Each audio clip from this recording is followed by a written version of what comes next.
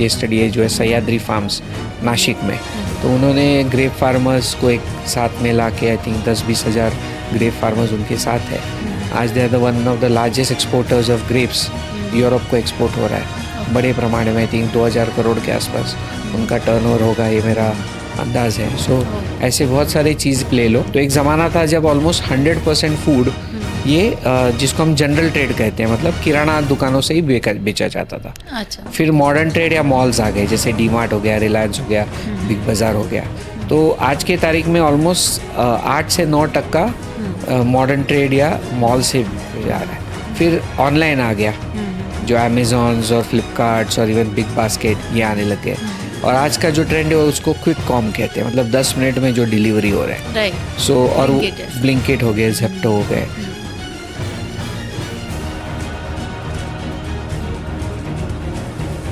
India की जो public अभी टुवर्ड्स अट्रैक्ट हो रही है फॉरेन कंट्रीज़ के पास कि वहाँ पे ज़्यादा पैसा करेक्ट ये मिलता है, किसी किसी को स्कॉलरशिप मिल जाता है, तो फिर वो जो परसेंटेज है वो भी थोड़ा कम होके अगर जितने एंटरप्रेन्योर्स होंगे उतना स्कोप यहाँ पे बढ़ेगा। Right. So that's why you are encouraging this in startup India. और आपने पैसे की भी बात की, तो मैं बताना चाहता हूँ कि कुछ थोड़े अनऑफिशियल रिपोर्ट्स मैंने देखे हैं, बट ये जो सारे लोग जो स्टॉक में इन्वेस्ट करते हैं या जिनका पोर्टफोलियो होता है, उसमें से 80% जिनका पोर्टफोलियो होता है, ये पोर्टफोलियो मैनेजमेंट जो कंपनीज करते हैं, उसमें जनरली 80% से ज़्यादा लोग जिनका पैसा लगा रहता है वो बिजनेसमैन रहते हैं, वो एंटरप्रेन्योर्स रहते हैं। वो कभी भी 20% ही लोग हैं जो प्रोफेशनल्स है। तो आप किसी भी अमीर आदमी का नाम ले लो, 90% ऑफ देम आर बिजनेसमैन। सो ये जो आपको लग रहा है कि मैं जॉब लूँगा, मेरा लाइफ सेटल होगा, मैं पैसे कमाऊँगा, अच्छा कमाऊँगा, ये सब सही है, बट ये मत एट द सेम टाइम ये मत भूलना कि बिजनेस करने का एक बहुत बड़ा upside, of course risk and return है। You are taking high risk, इसलिए आपको हाई रिटर्न मिल रहा है। बट अगर आपको पैसा कमाना ये अगर आपका उद्देश्य है तो डेफिनेटली एंटरप्रेन्योरशिप को आपको कंसीडर करना चाहिए। अगेन मैं नहीं बोलूँगा कि हर इंसान ने करना चाहिए, हर एक को अपना इकिगाई फिगर आउट करना है, अपना फाइनेंशियल स्टेटस और फाइनेंशियल सिचुएशन कंसीडर करके ही उनको चॉइस करनी है। बट डेफिनेटली एंटरप्रेन्योरशिप से आप जॉब गिवर हो सकते हो, अलग लेवल ऑफ सेटिस्फैक्शन आ सकता है, काफ़ी सारा वेल्थ क्रिएट कर सकते हो अपने लिए, खुद के फैमिली के लिए या इवन सोसाइटी और देश के लिए। सो इसीलिए मैं बहुत पैशनेट हूँ और बहुत ज़्यादा लोगों को मैं जिनको भी मिलता हूँ उनको मेंटरशिप करने को तैयार हूँ कि कैसे आप वेल्थ क्रिएट कर सकें। और अगर कोई बच्चे या पेरेंट हमारे यूट्यूब चैनल पर कोई क्वेरी भेजते हैं तो आप उन तक हम आप तक पहुंचाएंगे, वो मुझे और आप उनके क्वेश्चन सॉल्व कर सकते क्वेश्चन को मैं आंसर कर सकता हूँ, या वो मुझसे जुड़ सकते हैं लिंक्डइन पे या कहीं पे भी, and I will be more than happy to help them. Right. But जब ये फूड टेक्नोलॉजी जब आता है या साइंस जब आता है, ये बहुत बिग टर्म लगता है, तो कोई ऐसा एवरेज बच्चा है पढ़ाई में तो वो भी ये कर सकता है ना। अच्छा। और देखिए अभी जैसे अभी मेरा भी बेटा 8वीं में है, तो उसका जब मैंने उसका 10वीं का पोर्शन देखा या 12वीं का पोर्शन देखा, तो मैंने सोचा अरे ये कैसे करेगा, राइट। या जब वो 4थी में था और मैंने जब 8वीं का पोर्शन देखा तब मैंने सोचा अरे बाप रे ये कर पाएगा कि नहीं। बट वो नेचर का डिज़ाइन है कि वो चीज़ 4थी के लिए उसको डिफ़िकल्ट लग रही है 8वीं की चीज़, बट जब वो 8वीं में आ गया अभी वो कर पा रहा है, वैसे ही वो 10वीं में पहुँचेगा वो कर पाएगा, 12वीं में पहुँचेगा वो कर पाएगा।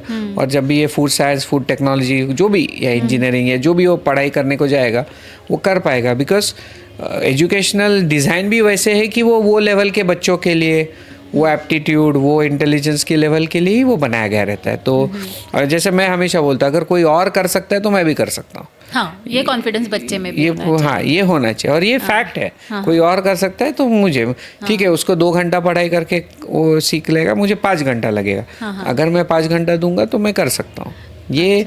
और ये डिज़ाइन ही वैसे है ना, लोग बच्चे फेल हो इसके लिए तो अपने करिकुलम बनाया नहीं है, सिलेबस बनाया नहीं है। एवरेज क्या बच्चों का इंटेलिजेंस है, आईक्यू है, ग्रास्प है, वो हिसाब से ही करिकुलम बनाया जाता है। और तो इसीलिए किसी को ये नहीं सोचना चाहिए कि ये मैं कर पाऊँगा या नहीं। आपको अगर उसमें रुचि है, आपको लग रहा है कि हाँ ये मुझे पढ़ना है, इसमें मैं आगे करियर बना सकता हूँ। एंड जैसे मैंने कहा कि आज फूड का बिल इतना बड़ा है, it's one of the biggest industry and काफ़ी सारे बड़े बड़े कंपनीज है, जैसे ब्रिटानिया हो गया, मैरिको हो गया, और इवन हम पूना में बैठे हैं तो चितड़े बंधु हो गया, right. So they went from a typical मिठाई वाला और 2 दुकानों से वो बेचते थे, आज उनके सैकड़ों दुकानें हैं जो फूड साइंस या फूड टेक्नोलॉजी के बगैर वो उतना एक्सपैंड कर ही नहीं सकते थे। आज उनकी काजू कतली 60 दिन की शेल्फ लाइफ के साथ मिल रही है। तो हमने कभी सोचा था कि मिठाई 2 दिन, 5 दिन, 7 दिन से ज़्यादा रूम टेम्परेचर पे टिक सकती है? नहीं। तो ये अर्ली मूवर्स है जिन्होंने टेक्नोलॉजी को, साइंस को भी समझा है, टेक्नोलॉजी को भी समझा है, टेक्नोलॉजी को अपनाया है, और आज देखिए वो कहाँ बढ़े हैं। ऐसे बहुत एग्जांपल्स है, हल्दीराम हो गया, इवन अमूल हो गया, राइट, डेयरी में। सो ऐसे आप किसी भी फूड इंडस्ट्री को उठा लीजिए, आप देखोगे कि जिन्होंने साइंस और टेक्नोलॉजी को अडॉप्ट किया है वो आज बड़े हो गए, जिन्होंने नहीं अडॉप्ट किया है वो शायद आज है भी नहीं, नामशेष हो गए हैं। और कोरोना ने हमें ये सिखाया भी है कि food industry is the number 1 industry. Correct, because रोटी कपड़ा मकान एंड शायद कपड़ा मकान हम कैसे वैसे चल सकते हैं या गुजारा कर सकते हैं, बट रोटी के बगैर गुजारा नहीं हो सकता। तो आपकी बातों से मुझे ये पता चल रहा है कि फूड टेक्नोलॉजी में एक तो आप एंटरप्रेन्योर बन सकते हो और दूसरा आप जॉब भी कर सकते हो, बिकॉज ये बड़े बड़े कंपनीज को नीड है ऐसे साइंटिस्ट की, ऐसे नॉलेज के, राइट। और ये फार्मिंग में भी हेल्प करेगा। यस। अच्छा, तो फार्मर्स ये अडॉप्ट कर रहे हैं? फार्मर्स भी अडॉप्ट कर रहे हैं। अच्छा। सो अभी सिंपल है कि आपने हार्वेस्टिंग कर लिया, और लाइक टिपिकली कोई भी the way farming works is Maharashtra या देश भर में 2 या 3 क्रॉप्स आते हैं। Okay. जो क्रॉप वाले जो है उसमें 2 या 3 आते हैं। जो हॉर्टिकल्चर है मतलब फ्रूट्स वाला, वो टिपिकली एक ही क्रॉप होता है। जैसे आम ले लो, मैंगो, टिपिकली 2-3 महीना एक ही क्रॉप आता है। ग्रेप्स ले लो। सो हॉर्टिकल्चर में या फल में एक क्रॉप होता है साल भर में, 2 महीने के लिए, 3 महीने के लिए। एग्री में भी 2 या 3, लाइक रबी, खरीफ और मानसून में अगर आपने लिया तो 3 क्रॉप्स होते हैं। सो अनियन ले लो, कांदा ले लो, आलू ले लो, 1 या 2 या मैक्सिमम 3 क्रॉप्स होते हैं। सो अगर प्याज का अगर 2 ही क्रॉप निकल रहा है, एंड जनरली वो 2 क्रॉप आते हैं, एक दशहरा के टाइम पे आता है, दिवाली जस्ट पहले, मतलब सितंबर अक्टूबर में, और एक अप्रैल में आता है। तो अगर 2 ही क्रॉप आ रहे हैं साल भर में, तो हम साल भर कैसे खा रहे हैं? कभी सोचा है आपने? तो इसका मतलब ही आप वो स्टोर कर रहे हो, तो फिर कैसे स्टोर करना है? कोल्ड स्टोरेजेस का यूज़ हो गया, या कोई और टेक्निक्स हो गए, जैसे इरेडिएशन टेक्निक है, जैसे नासिक के पास लासलगांव करके एक है, वहाँ पे BRC ने एक इरेडिएशन यूनिट की है, जहाँ पे आप इरेडिएट कर लो। जैसे मैंने थोड़ी देर पहले भी बोला था कि आपने चीज़ ख़राब क्यों होती है, बिकॉज कोई तो माइक्रो ऑर्गेनिज्म उस पर ग्रो करता है, वो चीज़ को ख़राब कर देता है। तो अगर वो माइक्रो ऑर्गेनिज्म को आपने किल कर दिया या आपने उसको ग्रो होने नहीं दिया, तो वो चीज़ टिकेगी। तो इरेडिएशन भी एक टेक्नोलॉजी है, जैसे फ्रोज़न का या डिहाइड्रेशन का मैंने अभी तक उल्लेख किया, वैसे इरेडिएशन है। या प्रेशर ट्रीटमेंट है, आज आपने कोल्ड प्रेस सुना रहेगा, खास करके जूसेस में, तो उसमें आप हीट ट्रीटमेंट नहीं करते। टिपिकली जूसेस में या लिक्विड्स में हीट ट्रीटमेंट होता है, जैसे पाश्चराइजेशन हो गया, अल्ट्रा हीट ट्रीटमेंट हो गया। वैसे ही कोल्ड प्रेस, मतलब आप प्रेशर का यूज़ करोगे वो माइक्रो ऑर्गेनिजम्स को किल करने के लिए। सो ऐसे बहुत सारे नए नए टेक्नोलॉजीज आ रहे हैं, नोवेल टेक्नोलॉजीज आ रहे हैं। यूवी का इस्तेमाल हो रहा है, अल्ट्रावायलेट का, इंफ्रारेड का इस्तेमाल हो रहा है। ऐसे बहुत नए नए टेक्नोलॉजीज़ का इस्तेमाल हो रहा है डे टू डे लाइफ में, जिसके वजह से आप आपके प्रोड्यूस को बचा सकते हो, प्रोड्यूस का न्यूट्रिशन रिटेन कर सकते हो, उसका शेल्फ लाइफ ये कर सकते हो। एंड साथ ही साथ जब आपने फार्मर का सवाल पूछा था, तो अगर अप्रैल में क्रॉप आते ही वो बेचने जाएंगे सारे फार्मर्स, तो प्राइस ड्रॉप हो जाएगा, उनको प्राइस नहीं मिलेगा। बट अगर वही स्टोर कर पाए और over a period of next 6 months वो बेच सके, तो उनको जब जब बेटर प्राइस है तब भी वो बेच पाएंगे। तो डेफिनेटली फार्मर्स ने भी फूड टेक्नोलॉजी का इस्तेमाल करना चाहिए। अनफॉर्चुनेटली उनके पास वो नॉलेज नहीं है या उन तक वो पहुंच नहीं रहा है। दो सरकार बहुत प्रयास कर रही है अभी थ्रू फार्मर प्रोड्यूसर ऑर्गेनाइजेशंस, या जैसे बहुत ही एक बढ़िया सक्सेसफुल केस स्टडी है जो है सह्याद्री फार्म्स नासिक में। तो उन्होंने ग्रेप फार्मर्स को एक साथ में ला के आई थिंक 10-20 हज़ार ग्रेप फार्मर्स उनके साथ है। आज they are the one of the largest exporters of grapes. Europe को एक्सपोर्ट हो रहा है बड़े प्रमाण में। आई थिंक 2000 करोड़ के आसपास उनका टर्नओवर होगा, ये मेरा अंदाज है। सो ऐसे बहुत सारी चीज़ें using technology can be done. और ये हो गया फूड टेक्नोलॉजी। टेक्नोलॉजी का शब्द का जब इस्तेमाल होता है तब मैं कहता हूँ कि और एक भी टेक्नोलॉजी जो आईटी टेक्नोलॉजी है जिसका इस्तेमाल किया जा सकता है। जैसे आईओटी हो गया, इंटरनेट ऑफ थिंग्स। तो अभी आप समझो, आपने जैसे मेरा एक फ्रेंड है केबी एक्सपोर्ट्स करके, तो उनका फल्टन में यूनिट है, वहाँ से वो ग्रीन चिलीज और ओकरा मतलब भिंडी या लेडीज फिंगर वो वहाँ पे ग्रो करते हैं। कॉन्ट्रैक्ट फार्मिंग खुद का ग्रोइंग करके उसको वो कोल्ड चेन में यूरोप यूके एक्सपोर्ट करते हैं। तो उसका जो कोल्ड चेन मेंटेन हो रहा है वो रियल टाइम में वो सच्ची 4 to 8 डिग्रीज मेंटेन हो रहा है कि नहीं, right from farm level to the containers to air cargo. Air cargo से जा रहा है ये, तो एयर कार्गो में भी मेंटेन हो रहा है कि नहीं, और एंड कस्टमर तक भी वो टेम्परेचर मेंटेन हो रहा है कि नहीं। ये सारी चीज़ें आईटी के हेल्प से आज आर्टिफिशियल इंटेलिजेंस है, मशीन लर्निंग है, आईओटी जिसको इंटरनेट ऑफ थिंग्स कहते हैं, बाकी भी बहुत सारे ऑटोमेशंस आ गए, इसके वजह से ये पॉसिबल हो रहा है। सो भले ही फार्मर्स हो, भले ही फूड टेक्नोलॉजिस्ट हो, एंटरप्रेन्योर्स हो, या कोई भी और फील्ड के चीज़ें लोग हो, इन्होंने ये जो टेक्नोलॉजीज आज नए नए अवेलेबल है। और एक सिंपल उदाहरण देता हूँ, आज व्हाट्सएप का बिजनेस वर्जन भी है, उस पे से आप पूरा आपका बिजनेस रन कर सकते हो। आपका कैटलॉग हो सकता है, आपका ऑर्डरिंग वहाँ से हो सकता है, क्यूआर के थ्रू आपका पेमेंट वहाँ से हो सकता है। तो जो पुराने ज़माने में आप जैसा बिजनेस कर रहे थे वैसा करने की ज़रूरत नहीं है। पूरा का पूरा बिजनेस व्हाट्सएप के थ्रू जा सकता है, रिमाइंडर्स जा सकते हैं, रिफरल्स जा सकते हैं, और बहुत सारी चीज़ें उसमें से हो सकती है। सो आईटी जो टेक्नोलॉजी, इंफॉर्मेशन टेक्नोलॉजी का जो यूज़ है, फिर वो इंटरनेट हो गया।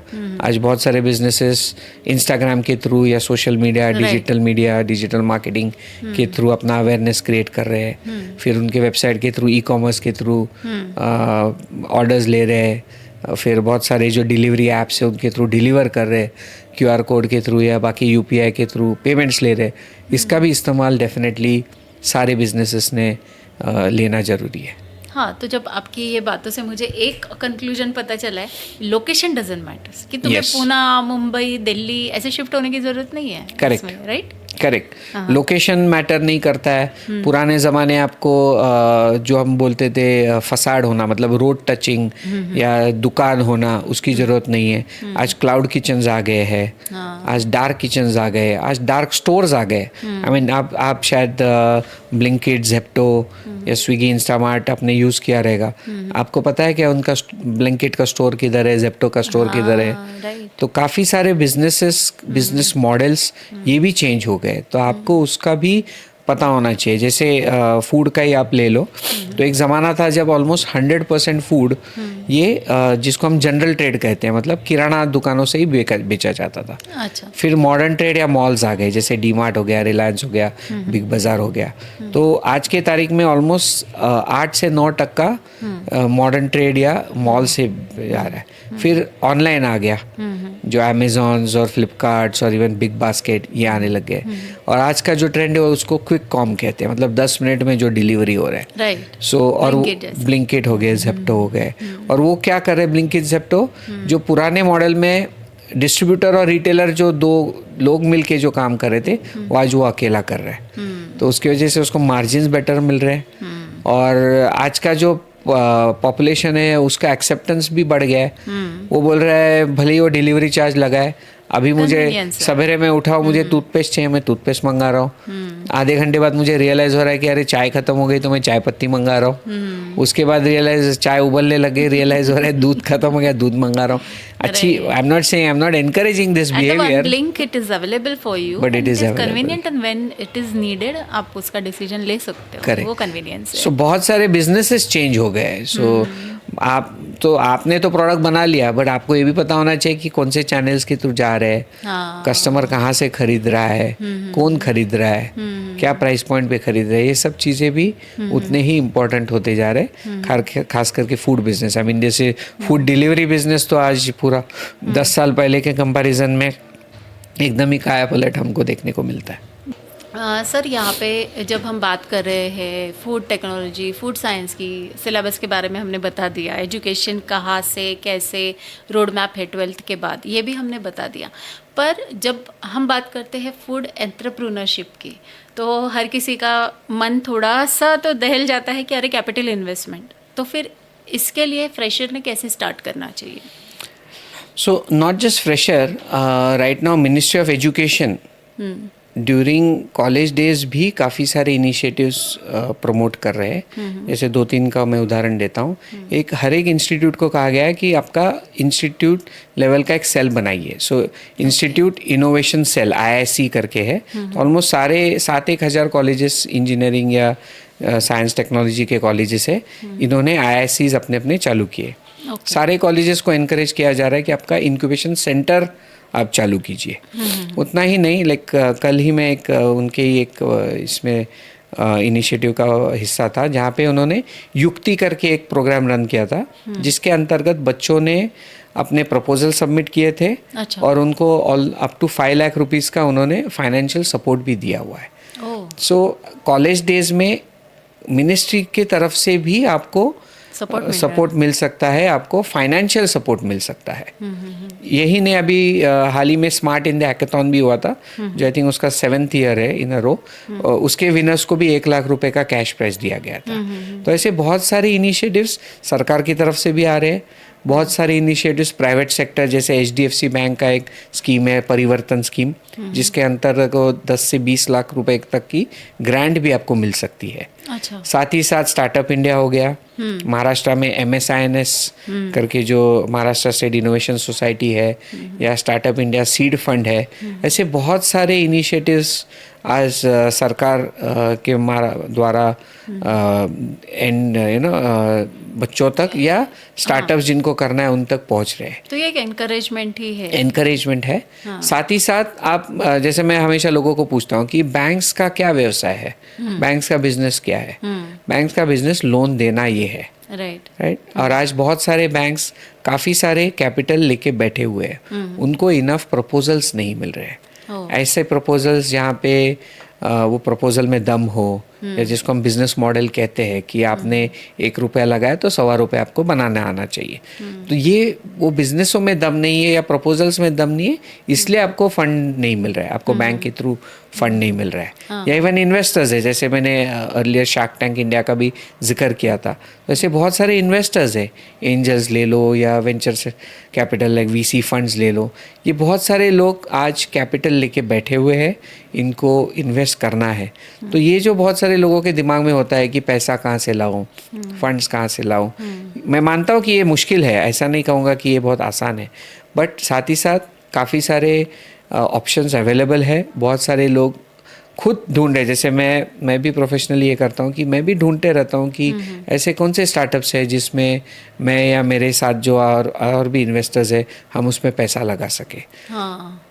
तो अनफॉर्चुनेटली हमको उतने अच्छे आइडियाज़ या उतने अच्छे स्टार्टअप्स नहीं मिल रहे जिस पे हम पैसा लगा के हम हमारा भी पैसा बढ़ा सके। तो स्कोप है पर करने वाला चाहिए। करेक्ट। राइट। और जैसे आपने इकिगाई का एग्जाम्पल दिया, तो उस ढांचे में खुद को ढालने वाला चाहिए। Correct. और उतना सॉफ्ट स्किल और उतना टेक्नोलॉजी और साइंस की उसको मालूमात भी चाहिए।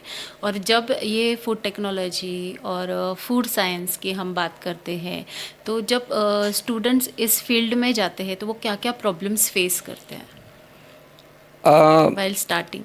क्या उसमें उनकी कुछ गलती होती है? सो मैं एक उदाहरण देता हूँ कि आपको अगर एंटरप्रेन्योर बनना है तो कभी भी आपको किसी तो प्रॉब्लम स्टेटमेंट को आइडेंटिफाई करना है और उस प्रॉब्लम स्टेटमेंट पे आपको सॉल्यूशन लेके आना है।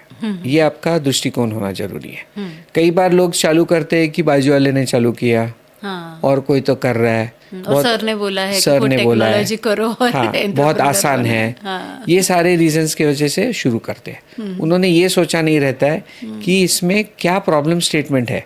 जैसे मैं आपको कुछ उदाहरण देता हूँ कि कुछ फूड रिलेटेड उदाहरण देता हूँ कि ये क्यों सक्सेसफुल हुए। या एक नॉन फूड एग्जाम्पल देता हूँ, फिर एक फूड का एग्जाम्पल देता हूँ। तो मेरा एक फेवरेट उदाहरण है उबर या ओला कार सर्विस।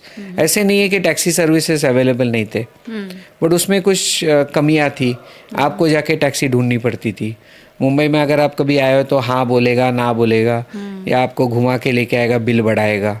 आपको एयरपोर्ट जाना है 4 बजे सवेरे, आपको टेंशन है कि आपको टैक्सी मिलेगी कि नहीं मिलेगी। सो जो हम जिसको काली पीली कहते हैं वो टैक्सी मॉडल में कुछ खामियां थी। उसको उबर या ओला ने ऑलमोस्ट सारे खामियों को उन्होंने सॉल्यूशन दिया है। आज आप घर बैठे बैठे आप ऑर्डर कर सकते हो। आपको पता है ड्राइवर कौन है, आपको पता है कितना होने वाला है। समझो आपका फ़ोन रह गया तो आपके पास जनरली फ़ोन नंबर रहता है ड्राइवर का कि भाई मेरा कुछ सामान रह गया है या मेरा फ़ोन रह गया है, प्लीज़ ला के वापस दे दो। आज आप प्री बुक भी कर सकते हो कल सवेरे 4 बजे के लिए। सो काफ़ी अच्छा प्रॉब्लम स्टेटमेंट उन्होंने डिफाइन किया और उस पर अच्छा सोल्यूशन उन्होंने प्रोवाइड किया। साथ ही साथ आज फूड का अगर एग्जांपल हमें देना हो तो स्विगीज और जोमेटोज आप देख लो। ऐसा नहीं है कि रेस्टोरेंट्स डिलीवर नहीं करते थे, बट आज वही रेस्टोरेंट जो पहले खुद डिलीवर करते थे, आज वो आपको कहते हैं कि भाई आप स्विगी जोमेटो पे चले जाओ। बिकॉज उनका हेडेक चला गया। उनके लिए डिलीवरी, उनके लिए उनका कोर बिजनेस नहीं था, नॉन कोर था, वो उन्होंने आउटसोर्स कर दिया। एज अ कस्टमर आज हम स्विगी जोमेटो पे जाते हैं आज तो हमारे पास मेन्यू कार्ड का मेन्यू कार्ड है, राइट। आप सिर्फ एक ही होटल का मेन्यू नहीं देख रहे हो, आप हजारों लाखों होटल्स का देख रहे हो। So it's a menu of menu cards. So and consumer, आप और मैं खुश है, होटल खुश है कि भाई मेरा नॉन कोर चीज़ मैंने आउटसोर्स कर दी। सो ये काफ़ी सारे, सो ये जो दोनों का प्रॉब्लम था कि आज मैं क्या खाऊं या आज मुझे घर बैठे बैठे खाना है, उस पर सोल्यूशन दे दिया। और होटल को जो हेडेक था डिलीवरी का वो भी एलिमिनेट हो गया। सो काफ़ी अच्छा प्रॉब्लम स्टेटमेंट आइडेंटिफाई किया गया है और उस पर सोल्यूशन दिया गया है। अभी आज अगर फूड की बात करोगे तो थोड़े मैं उदाहरण देना चाहूँगा कि मेरे सामने मुझे क्या लगते हैं कुछ प्रॉब्लम स्टेटमेंट्स है जिसको आज नए बच्चे जो हम मुझे सुन रहे हैं इस पे सॉल्यूशन लाए। एक तो मैंने आपको कहा कि बढ़ता पॉपुलेशन, तो इसको आज कौन सप्लाई करने वाला है, राइट। दूसरा है न्यूट्रिशन, कि आज बहुत सारे जो प्रोसेस फूड या पैकेज फूड मिल रहे हैं उसमें जनरली न्यूट्रिशन लेवल्स लो होते हैं या अनहेल्दी होते हैं। So healthy but tasty options आज बहुत कम है मार्केट में। ये एक चीज़ हो सकती है। या आपने ये भी सुना रहेगा कि शेतकरी या आपका जो किसान जो आज उपज ले रहा है उसमें से ऑलमोस्ट 30% लॉस हो जाता है। पोस्ट हार्वेस्ट लॉसेस हम कहते हैं, ऑलमोस्ट 30% लॉसेस हो रहा है। तो वो लॉसेस कैसे कम किए जा सकते हैं, रिड्यूसिंग पोस्ट हार्वेस्ट लॉसेस, ये एक बड़ा प्रॉब्लम स्टेटमेंट है। सो ऐसे काफ़ी सारे आप अपने आजू बाजू में देखिए, आपको कुछ ना कुछ प्रॉब्लम स्टेटमेंट्स दिखेंगे। नॉन फूड के मैं बताता हूँ, जैसा पार्किंग एक बड़ा प्रॉब्लम होते जा रहा है। पोल्यूशन, आज अगर कोई हम दिल्ली से कोई सुन रहा है हमें एनसीआर रीजन से, मुझे बताने की ज़रूरत नहीं है कि जो सो पराली या जो भी बर्निंग, स्टबल बर्निंग हम कहते हैं जिसकी वजह से पोल्यूशन होता है, ऐसा नहीं कि उस पर सोल्यूशन नहीं है, ऐसा नहीं कि हमारे सामने प्रॉब्लम स्टेटमेंट नहीं दिख रहा है, उस पर हम कुछ कर सकते हैं। सो ऐसे बहुत सारे प्रॉब्लम स्टेटमेंट्स हमारे आजू बाजू में है, उसको आइडेंटिफाई करना बहुत ज़रूरी है और उस पर सोल्यूशन लेके आना बहुत ज़रूरी है। वो अगर आप करोगे तो I am very sure banks हो गए, इन्वेस्टर्स हो गए, इवन ये बहुत सारे गवर्नमेंट स्कीम्स, ग्रांट्स ये हो गए, इसका आपको लाभ उठा सकते हैं। साथ ही साथ लास्ट एक सिंपल मैं एक ये बताना चाहूँगा कि मिनिस्ट्री ऑफ फूड प्रोसेसिंग के अंडर भी बहुत सारे स्कीम्स है, सब्सिडीज अवेलेबल है। Ministry of small and medium enterprises मतलब MSME के अंडर बहुत सारे स्कीम्स है। साथ ही साथ मिनिस्ट्री ऑफ एग्रीकल्चर के अंडर है। एंड ऐसे हर मिनिस्ट्री कुछ ना कुछ स्कीम्स और सब्सिडीज़ देते हैं सेंट्रल लेवल पे और स्टेट लेवल पे। एक सिंपल मैं बताना चाहूँगा जिसको हम PMFME कहते हैं, prime ministers formalisation of micro enterprises. ये मिनिस्ट्री ऑफ फूड प्रोसेसिंग की स्कीम है।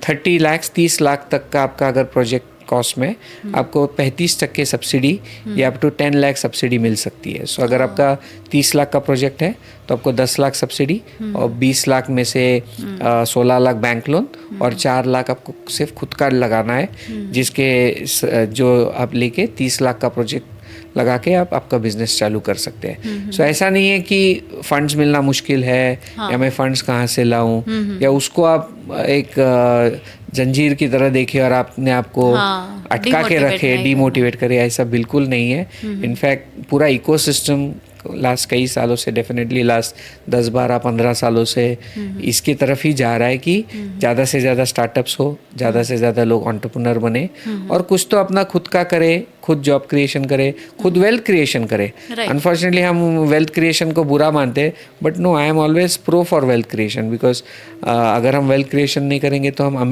अमीर देशों में कैसे गिने जाएंगे।